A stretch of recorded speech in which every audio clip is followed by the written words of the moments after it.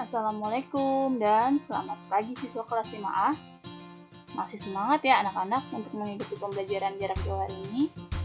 Hari ini kita akan mempelajari tematik, yaitu tema baru, tema 5E, subtema 1, pembelajaran 1 dan 2. Sebelum memulai pembelajaran, kita berdoa terlebih dahulu agar ilmu yang kita peroleh menjadi ilmu yang bermanfaat.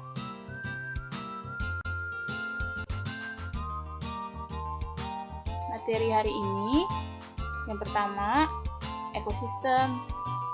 Kedua, menggolongkan hewan berdasarkan jenis makanannya. Ketiga, menjelaskan informasi penting dan ide pokok dalam teks non-fiksi.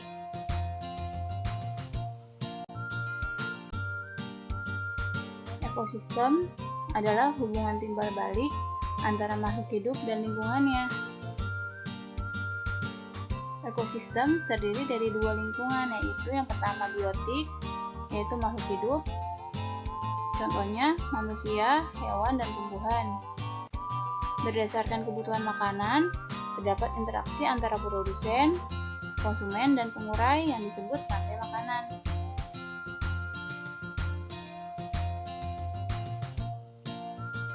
Produsen adalah makhluk hidup yang dapat menghasilkan zat makanan sendiri. Konsumen yaitu makhluk hidup yang memperoleh makanan dari produsen atau makhluk hidup lain. Sedangkan pengurai adalah makhluk hidup yang menguraikan makhluk hidup yang telah mati.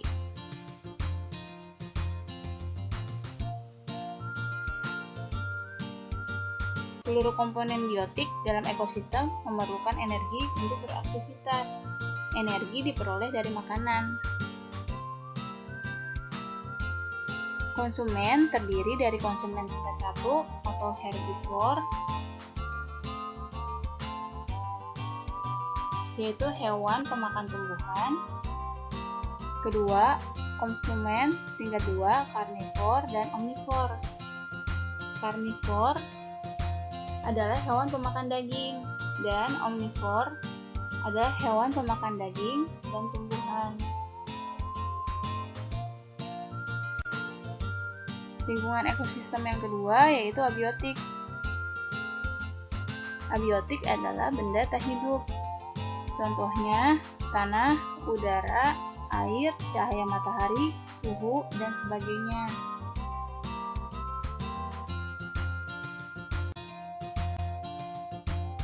Nah, anak-anak, coba kalian perhatikan rantai makanan berikut ini. Tanaman jagung berperan sebagai produsen. Jagung kemudian dimakan oleh konsumen tingkat 1, yaitu serangga. Serangga merupakan hewan herbivora.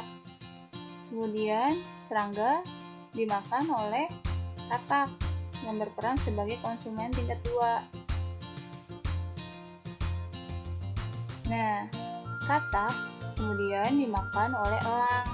Elang berperan sebagai konsumen puncak.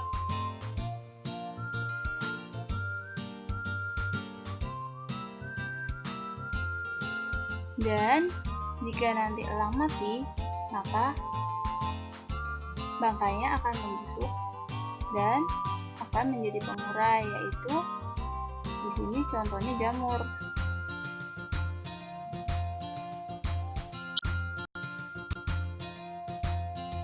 Menggolongkan hewan berdasarkan jenis makanannya.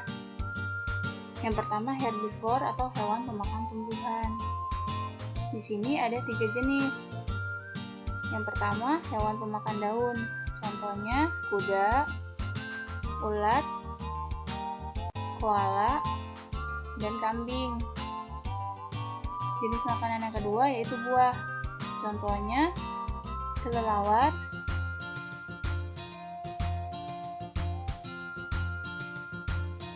burung rangkong, kera, dan lain sebagainya. Contoh tumbuhan yang ketiga, biji-bijian. Yang pertama, tupai, burung, burung pipit, dan burung kutilang.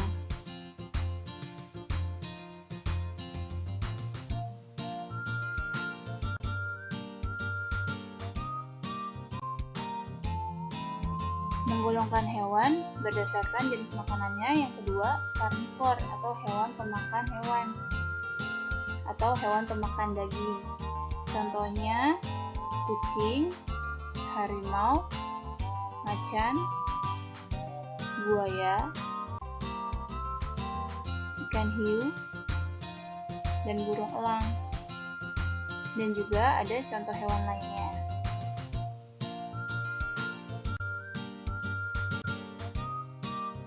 Yang ketiga, omnivor, hewan pemakan hewan dan tumbuhan. Di sini contohnya beruang, orangutan, landak, tikus,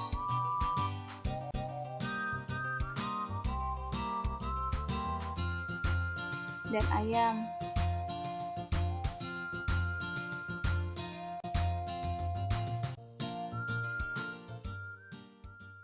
Menggolongkan hewan yang keempat berdasarkan jenis makanannya yaitu insektivor. Insektivor adalah hewan pemakan serangga. Contohnya cicak, katak,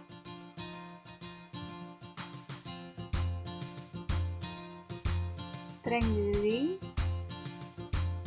dan bunglon. Cicak memakan nyamuk, contohnya, dan katak memakan serangga, yaitu serangga berupa belalang.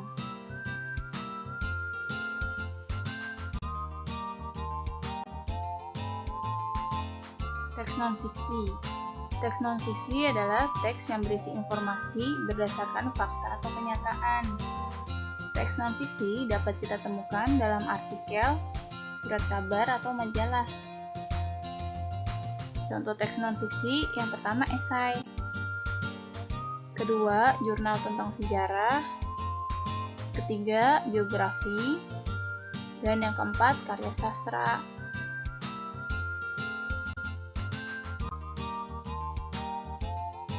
Ide pokok. Ide pokok adalah inti permasalahan dari suatu teks dari tiap paragraf. Cara menentukan ide pokok: yang pertama, kalian membaca teks dengan seksama.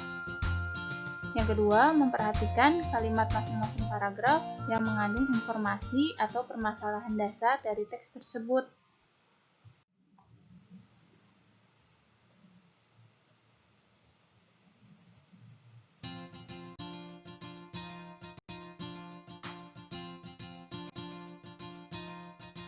Anak-anak, selanjutnya latihan soal tematik.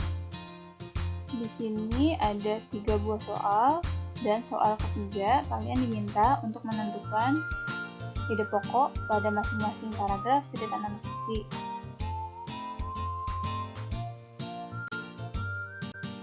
Berikut cerita non-fiksinya anak-anak.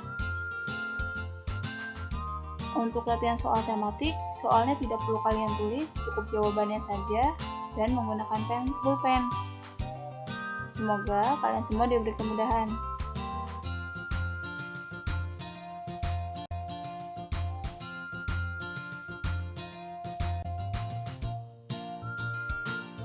Selamat bekerja siswa kelas 5A. Salam sehat dan tetap semangat, dan jangan lupa untuk sering-sering mencuci tangan kalian menggunakan sabun atau hand sanitizer. Sekian pembelajaran kita hari ini. Kurangnya Ibu mohon maaf. Wassalamualaikum warahmatullahi wabarakatuh.